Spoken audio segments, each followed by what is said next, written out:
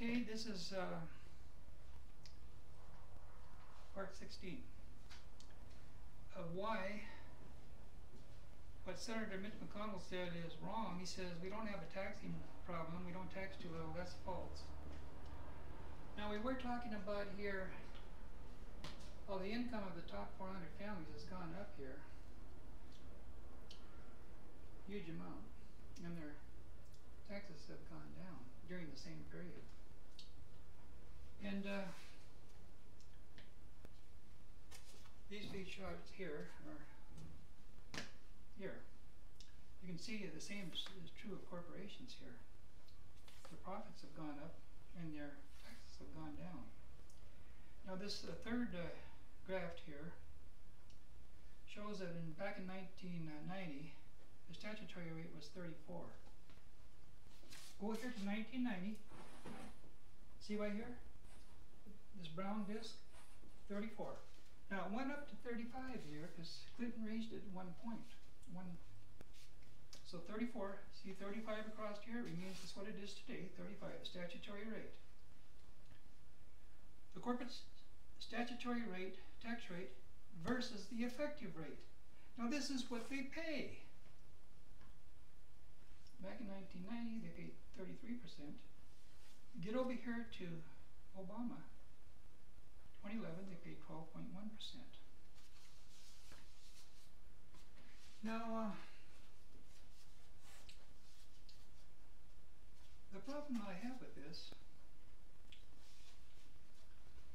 is both the very rich and corporations are getting richer at the expense of Uncle Sam. He's paid this much for these services and benefits that they're receiving from the federal government. And these profits here of corporations is from the exploitation of the natural resources of this country, part of it. The workforce and the benefits and services of the federal government. They're providing the military protection for their assets around the world. Well, what do these corporations do? They try to avoid paying U.S. taxes by moving a phony headquarters to a tax haven like Bermuda. Well, I shouldn't say Bermuda. Excuse me, I didn't want to mention any particular place because there's quite a few different tax havens. But when they do that, they're actually cheating the motherland. In that they not only cheat the USA, but they're cheating the foreign countries, their profits in foreign countries. They're avoiding taxation there also by using tax havens, where there is a lower tax.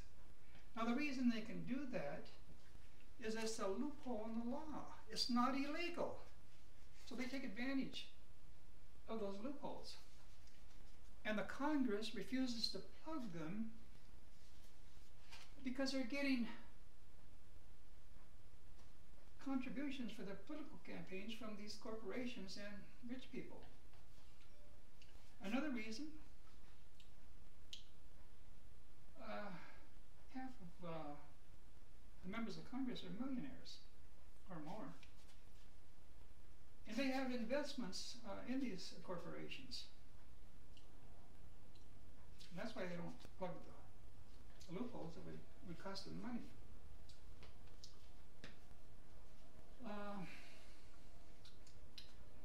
Now, 8 out of 10 people want corporations to pay profits on foreign earnings. And when the Congress does not respect the will of the people, it's no longer a democracy, it's a plutocracy. The United States is ruled by the rich. Now the rich, they will support a lot of issues that are popular with the people to get elected, but they don't budge on the tax code.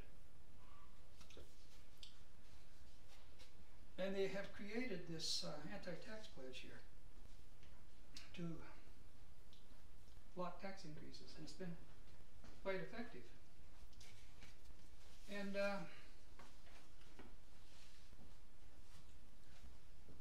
before I move on, I want to take this chart down here and go to this chart. If I can find it.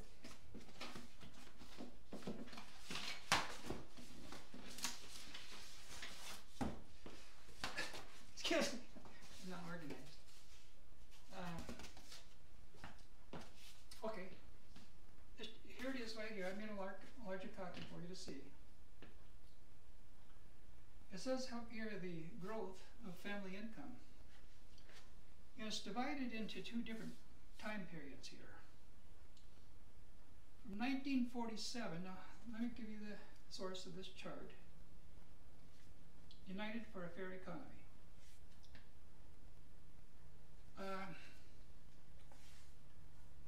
This period here is from 1947, which is here on this chart right here, almost to Reagan, 1979. It says here we all grew. Now the income groups here are divided into 5. The bottom 20, the second 20, the middle 20, the fourth 20, and the top 20. Now during this period here, prior to Reagan, they all grew around 100%, more or less. That's good, that's fair. Well, let's get to this period over here from Reagan to George Bush. We grew apart. Now the bottom 20% over here, their income grew 116% during this period over here, prior to Reagan. But after Reagan, through Bush here, the top 20 grew 15%. Not the bottom 20, excuse me. Well, look over here to the top 20. Their income here grew 95%. But here's what's really bad. The top 1%, during this period, their income grew 261%. Now that's not a fair capitalistic economic system. And this is all caused by the changes in the tax code. Because these people here, on their unearned income, their taxes have been lowered on capital gains and dividends.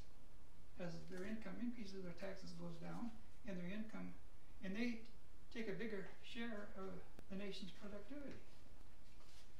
Now,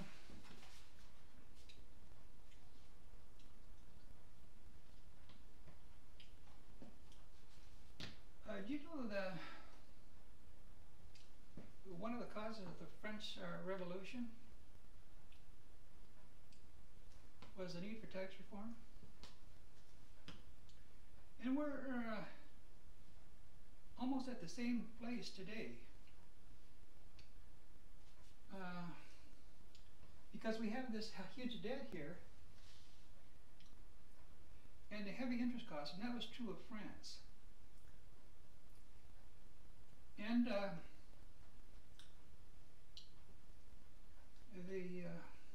bourgeoisie and the peasants paid most of the taxes.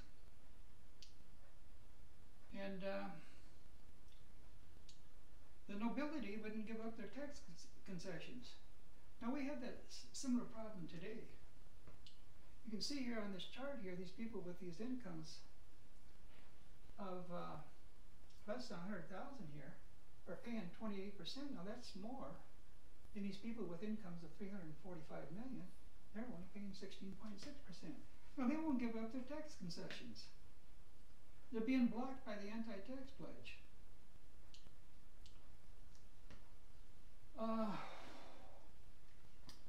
Now I'm certain in my mind that these people who signed the Norquist no tax increase pledge, including Norquist, would have been executed in the French Revolution.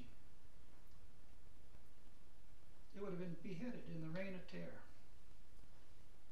That includes George Bush, because he signed the Northwest No Tax Increase Pledge during 2 wars, and when we had these huge deficits, he gave these huge tax breaks here to these millionaires and billionaires. Now, I want to point out one difference here. France was ruled by a king. That's not true of the United States. We have a democracy. A democracy is self-government. The people voted these people into office, these tax cutters. Now, in the primary, when a debate between Reagan and Bush, as a senior, he said that Reagan had promised too much. And he said cutting taxes, increasing military expenses would not lower deficit. He said it would increase deficits. And he called Reagan plan voodoo economics. Well, what happened? The people voted for Reagan. The witch doctor, actually. They couldn't tell the difference between fact and fiction because they were unsophisticated. They didn't pay attention to the government because they're not taking responsibility for self-government. They're just letting other people handle it, and they're being deceived by politicians who are very skilled at making false arguments. Now they voted for George Bush, another tax cutter. Here's the thing. You know something? The people are reaping what they have sown. They brought this debt on themselves because they voted these people into office. Yes, they were deceived, but it's their responsibility to know what is the truth. And they're just not taking an interest. Now, here's the thing. The anti-tax pledge was launched in 1986. And it's been in effect now for the last 27 years. Where has the Supreme Court been? This is illegal. This is unconstitutional. It violates the oath of office. The Supreme Court is supposed to be the trustees of the principles of the Constitution. The anti-tax pledge creates the one-armed congressman. The intent of the Constitution is for congressmen to enter office with an open mind, with no reservations, and determine whether a tax increase is necessary or a tax cut based on the facts. But once they sign the pledge, they're restricted. One arm is tied behind their backs. They can't raise taxes, they can only cut taxes, and that's what has happened. That's creating this mountain of debt here. Now,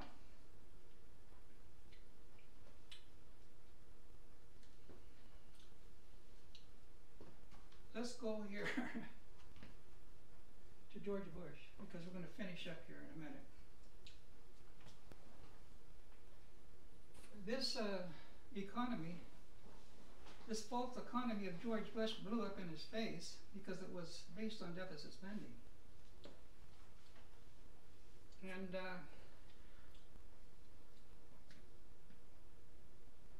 these tax cuts here, the politicians told us, the Republicans, said that they would lower deficits. Well, they didn't lower deficits, and they didn't create higher revenues. From 2008 to 2000, tax revenues were less than they were previously. So, trickle-down economics, or if you want to call it Reaganomics or something else, it doesn't work. It's BS. Now,